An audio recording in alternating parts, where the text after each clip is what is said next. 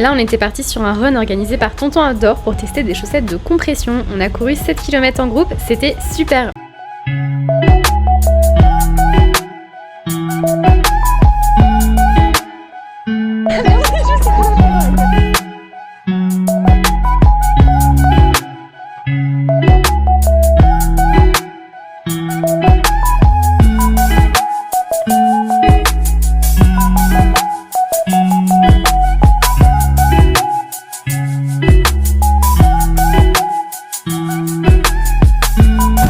Sur la route pour aller au Boucher Double, qui est un street food festival dans un château à Orvaux.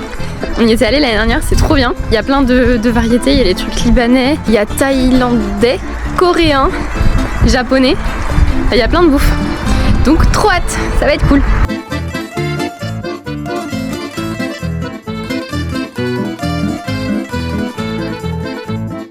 On a commandé, j'ai pris un bao dao poulet teriyaki chez Bao Dao, un petit mochi au chocolat qui a l'air très très bon. J'ai pris un vegan teriyaki en onigiri. Il m'a quand même expliqué comment fallait l'ouvrir alors que c'est quand même noté dessus. Je le prends pas du tout contre moi. Et le monsieur s'est pris, c'est quoi ça? C'est un Bao Dao porc fondant. Ouais. Et un sandwich toasté à l'américaine, Big Prime, cheddar, bacon et tout ça. Bon appétit. On attaque. On a un petit kombucha passion françoise, une ginger beer, une bière et un homme content.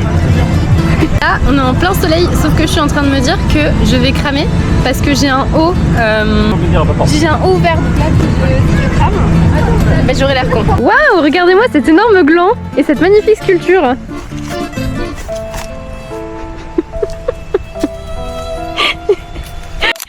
Et là on est parti sur une séance booty et jambes à la salle. Donc je commence par un petit peu de soulevé de terre pour travailler le fessou. Un petit bisou du chéri pour la motivation. Ça j'aime bien, ça travaille bien le fessou. On appuie bien sur le talon. Et on a le booty on fire. Et là la presse. Bon, petite amplitude pour moi, mais néanmoins petit enchaînement avec les fentes sautées. Courage Et le booty builder, le hip thrust sur la machine. J'adore, mais alors qu'est-ce que ça fait mal au fiac. Aïe aïe aïe. Le visage de la souffrance. Et on termine après par un petit peu d'abdos. J'aime bien terminer, mais c'est en jambes par des abdos pour aller finir un petit peu tout ça. Mais j'avoue, là on voit à ma tête, j'en pouvais plus. Il faisait beaucoup trop chaud à la salle, j'en avais marre et je voulais rentrer.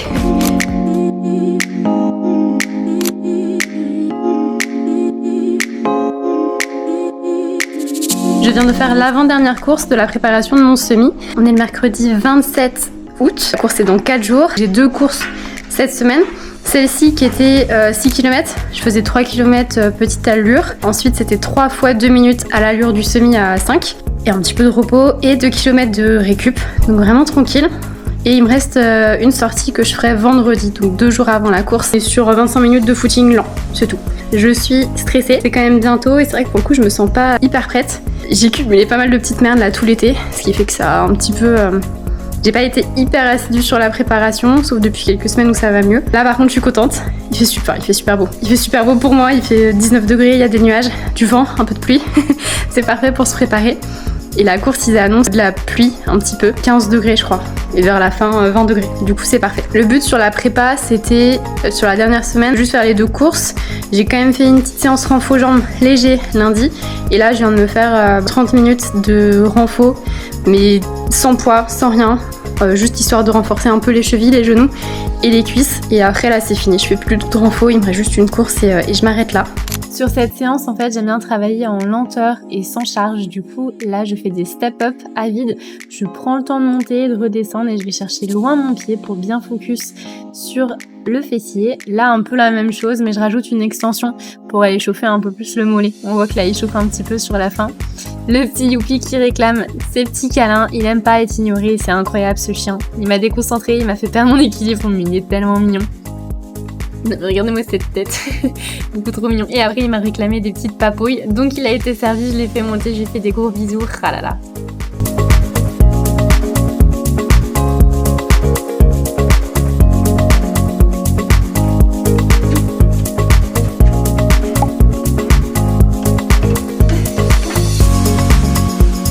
Bon, comme je disais, il y a eu des petites merdes là tout l'été. Bon, pour la faire courte, je sais pas faire court.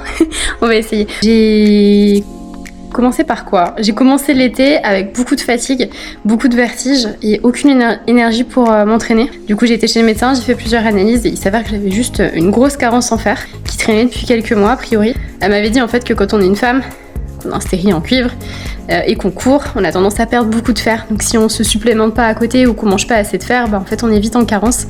Et c'est fou parce que comment je l'ai senti sur la course, sur le sport, sur l'énergie, la motivation, l'humeur aussi. Donc là je prends des compléments. Mais elle a dit qu'il fallait que ce soit 3 mois à peu près pour que ça fasse effet. Et là je suis à 1 mois et demi à peu près. Donc je sens que ça commence à aller mieux mais c'est pas encore ça. Du coup c'est vrai que j'avais sauté pas mal de séances au début. Après ça faisait aussi quelques mois que j'avais très mal au ventre. Je savais pas ce que c'était pas handicapant mais ça me gênait. Donc des fois je sautais des séances renfo ou cardio parce que j'avais trop mal quand je contractais. Et j'avais mal donc pendant mes périodes de règles, quand je contractais, quand je faisais du sport, donc un peu tout le temps. Et du coup j'ai fait plein d'analyses et c'était long. J'ai été chez le médecin, ensuite j'ai dû faire une écho pelvienne puis une écho abdominale.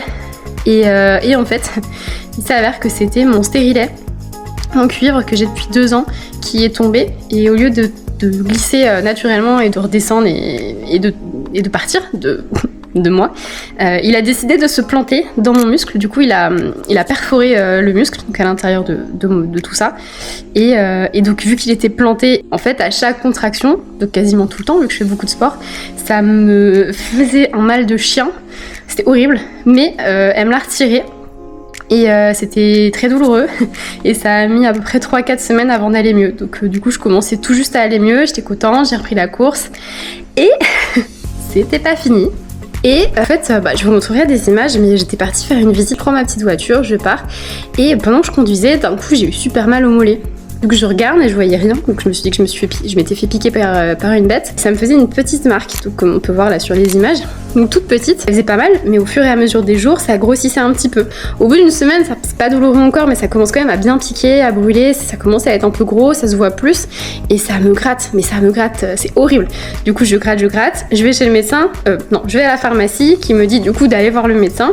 Je prends du temps comme d'habitude à prendre mes rendez-vous mais entre temps en fait la petite blessure elle commençait à être vraiment pas belle, elle grossissait, il y avait alors passé jusqu'à je mettrai là le milieu, ça va être un peu dégueulasse qui va suivre mais du coup il commençait à y avoir une grosse couche de pus, ça coulait, ça suintait, j'avais mal et surtout j'étais ultra fatiguée, j'avais plein de vertiges et j'avais pas d'énergie. Donc je vais chez le médecin et elle me dit en fait ma peau elle s'est surinfectée et que du coup j'ai une grosse infection et que c'est pour ça que je suis pas bien et que je suis pas en forme parce que mon corps est en PLS. Du coup elle m'a mis des antibiotiques mais surtout ce que j'ai chopé, improbable, j'ai chopé la teigne. Oui. Alors je pense que c'est parce qu'à un moment j'avais caressé un petit chat en forêt qui s'est frotté à mon mollet. Je pense que ce petit chat était malade. Voilà, c'est ça d'aimer les animaux. Et vu que je l'avais laissé traîner, du coup ça a grossi et ça s'est infecté. Bon là ça commence à aller mieux, c'est quand même plus joli. Attendez, je vous montre. Là. Bon c'est pas hyper fameux. Voilà. Je suis désolée pour ce focus. Bref, du coup antibio, petite crème, là ça y est c'est guéri, je suis plus contagieuse mais c'est qu'en fait le cumul de tout ça, entre la carence en fer, ça commence à aller mieux. Le stérilet qui se plante. J'enlève ça, puis ça commence à aller mieux. Et la teigne, du coup j'ai skippé tous les entraînements de piscine parce que j'avais plus le droit de nager parce que c'est hyper contagieux. Et là j'ai retrouvé mon énergie, donc en vrai là ça va, mais en fait on est à une semaine de la course, donc j'ai pas été hyper assidue, j'avoue. Donc du coup j'ai un peu revu mes expectations. On est plus sur 1,50 en chrono. En fait j'ai trop d'ego. J'ai trop d'ego et trop de compétitivité. Je sais en fait que si je me dis qu'il faut faire un chrono, je vais me buter et je vais pas kiffer mon expérience. C'est un premier semi, on va arrêter d'essayer de faire un chrono, surtout qu'il y a plein de dénivelés.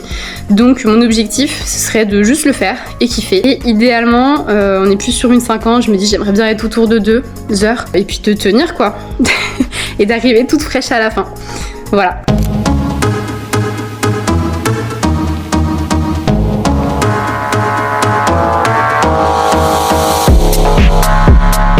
Je suis sur mon dernier run avant le semi. J'ai une petite allure, du coup je suis entre 6 et 6,5 pendant 25 minutes à peu près. J'ai des bonnes douleurs au périostites, je comprends pas, c'était ma semaine de repos. J'ai quasiment rien fait et j'ai mal au tibia quoi. Donc ça fait chier. J'ai mis mes petites chaussettes de compression, ça aide un peu. Mais du coup ça me fait un peu peur pour le semi, j'avoue. Mais bon, ça va le faire. Au pire c'est qu'une course et après je me reposerai. J'avoue que j'ai hâte quand même. En fait, j'ai hâte de voir l'ambiance, les gens autour de moi, le parcours, voir mon ressenti. Je suis pas hyper confiante. Je vais quand même kiffer la course, c'est pas grave. Ça reste mon premier, donc j'essaye de pas me mettre la pression. Mais là, je suis à une petite allure, je suis déjà essoufflée. What the fuck?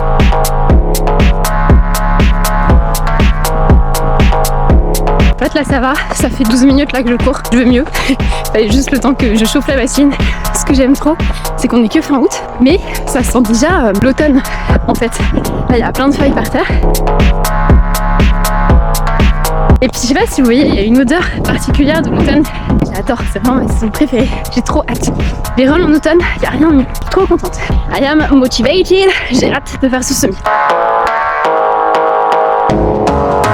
Ok, je viens de terminer, c'était la dernière séance avant le semi, donc on est vendredi 29 août.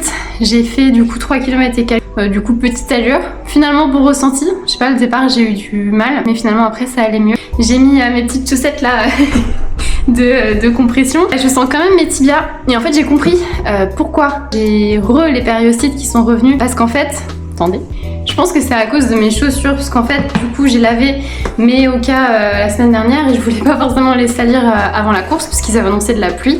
Du coup j'avais pris mes vieilles chaussures, mes Salomon, qui sont du coup plus pour le trail, que je mets plus quand je suis dans les sentiers, et encore je la mets plus parce que ça fait 2 ans ou 3 ans que je l'ai, donc du coup elles sont plus du tout bien. Donc vu que j'ai couru lundi avec, mardi un petit peu avec une cliente, je pense que c'est pour ça. Mais du coup ça m'inquiète un peu parce que j'avais déjà fait des courses assez longues avec des douleurs au tibia et c'est vraiment pas agréable. Bon ça va le faire, de toute façon j'avais dit que j'allais pas tenter de faire un chrono, j'ai pas envie de me blesser non plus. C'est dur hein pour moi, j'ai pas l'habitude en fait de prendre le temps et de pas essayer de me pousser à bout. D'habitude, sur tous les sports que je fais, j'aime bien aller au maximum, tout donner, quitte à pas être en forme derrière, et c'est pas une bonne solution, surtout dans la course. Donc du coup, je vais écouter mon corps. Oui, c'est une première pour ceux qui me connaissent. Vous me croyez pas, je le sais, mais je sens que je vais y arriver. Je le sens. Bon, maintenant c'est l'heure du goûter. Si vous avez vu les dernières vidéos, vous savez ce que j'aime. Préparation, c'est parti. Voilà, c'est ça le Saint Graal. Une petite galette de riz, une petite couche de beurre de cacahuète et de la confiture abricot de la belle maman fait maison. J'en prends qu'une parce qu'il est 18h30 et que je vais faire à manger et que je mange bientôt en vrai, donc j'ai même pas très faim. C'est juste que je sais que sinon je vais faire que de grignoter pendant que je fais à manger. Donc au moins ça fait les bonnes petites ressources après la course. Allez, bon appétit. Ok, on est parti sur le moment de la valise de la préparation. Alors fallait voir un petit peu cette pièce juste avant. La veille j'avais fait plein de lessive, du coup j'avais mis tous mes affaires partout. On dirait que c'est encore du bordel, mais c'est du bordel organisé. On commence, j'ai acheté en fait 2 trucs. Parce que je sais pas encore comment... En fait, comment expliquer. Sur mes shorts de course, par exemple, si j'en prends un quelque part qui traîne, lui, qui a un très bon short de course et qui est fait pour la course. Sauf qu'il est toujours... Enfin, les shorts de course, je trouve qu'ils sont beaucoup trop courts. Et à chaque fois, j'ai les cuisses qui se touchent et qui brûlent souvent au bout de 10 km. Donc j'ai acheté l'anti-friction qui tient pas trop longtemps en fait. Au bout d'un moment, mais je sais pas, avec la transpiration j'imagine ça frotte, ça brûle et ça fait mal. Donc du coup j'ai pris une option legging au cas où. Donc je prends ça au cas où, mais je pense pas que je vais le prendre parce que je me suis aussi acheté un short Nike qui n'est pas du tout un short de course. C'est vous voyez, c'est un peu les matières de jogging. Du coup, j'ai déjà couru avec, c'est pas hyper agréable, mais en fait, il est pile à la bonne taille. Attendez, je vais vous montrer. Vous voyez, il est comme ça. Donc ici, il y a une petite ficelle à l'intérieur, donc pour serrer. Il fait son petit nœud, on le rentre. Et il est long. Du coup, déjà, il cache bien au niveau des fesses. On n'est pas là en train de se dire à chaque fois qu'on court qu'on va voir son cul. Et vous voyez, au niveau des cuisses, moi où ça me brûle, c'est toujours à ce niveau-là. Et du coup, ça couvre bien. Donc quand je cours, ça touche pas. Donc ce serait potentiellement mon option. J'ai pris aussi des petites chaussettes de course à Decathlon. Elles sont simples. Et elles sont assorties à mes chaussures. Vous avez vu ce souci du détail? Ça va forcément me faire aller plus vite, je vous le dis. J'ai pris les chaussettes de compression que je vous ai montrées hier. Là c'est sûr, il faut que je les porte puisque sinon ça va me déboîter les tibias. J'ai pris la casquette aussi au cas où il va pleuvoir. Et aussi pour le soleil, si jamais il y a du soleil. Il me reste évidemment les chaussures qui ont intérêt à pas me faire d'ampoule, s'il vous plaît. Dieu de la chaussure, soyez avec moi. J'hésitais à le faire avec en fait. Au début, je me suis dit que j'allais prendre un short qui a des petites poches pour mettre mes gels et tout. Et je me suis dit, je préfère tout avoir parce que j'ai souvent le nez qui coule, donc je vais vouloir mettre des mouchoirs dans mon truc, mon téléphone, ma musique, ma bouffe. ma gourde. Donc du coup je prends mon gilet d'hydratation, avec ça évidemment ma petite gourde. Et j'ai pris ça, c'est pour attacher mon dossard parce que j'en avais plus. J'avais oublié le nom, sachez que ça s'appelle... Attends, parce que là c'est écrit épingle de sûreté, mais il y avait un autre nom. Qu'est-ce qu'il m'a dit le vendeur? Des épingles à nourrice. Bah j'avais oublié. Et là, pour le sommeil, parce que je stresse et que je sais que je vais pas dormir cette nuit, j'en ai pris déjà hier, c'est pas mal. C'est des petits trucs pour le sommeil qui t'aident à mieux t'endormir et à mieux récupérer. Parce que je pense que je vais être sur un quota de sommeil au mieux de 3 heures demain. Vu le stress, j'ai pris, donc là on est sur la stratégie bouffe. Donc potentiellement avant, au petit-déj, je me prendrais un petit peu d'électrolyte. Ça fera pas de mal parce que je transpire beaucoup en général sur les courses. La transpiration est très salée, donc du coup je perds pas mal de sel, donc ça ferait pas de mal. Donc ma stratégie c'est, je vais prendre une petite pâte de fruits, je pense au 7e à peu près kilomètre, mais pas un entier, je prendrai la moitié d'une pâte de fruits. Au 12e, voire 13e, parce que j'ai vu qu'il y avait une montée au 9e qui avait l'air horrible, et je pense qu'il me faudra quelques kilomètres pour m'en remettre et pour pouvoir accepter de la bouffe dans mon corps. J'espère. Je vais prendre ce petit gel que j'ai testé du coup sur une course la semaine dernière et il est pas mal. C'est le coup de fouet goût citron de Oversteams. Et je terminerai je pense sur le petit mur là des 17. Je prendrai la moitié de celle-ci pour terminer. Et après ça sera que du montage. Et je sais pas. Je sais pas si vraiment je vais le prendre. Elles sont super bonnes. C'est des petites barres protéinées crunchy peanut butter. Et elles sont trop bonnes. Mais peut-être le matin, si j'ai pas faim, je prendrai juste ça.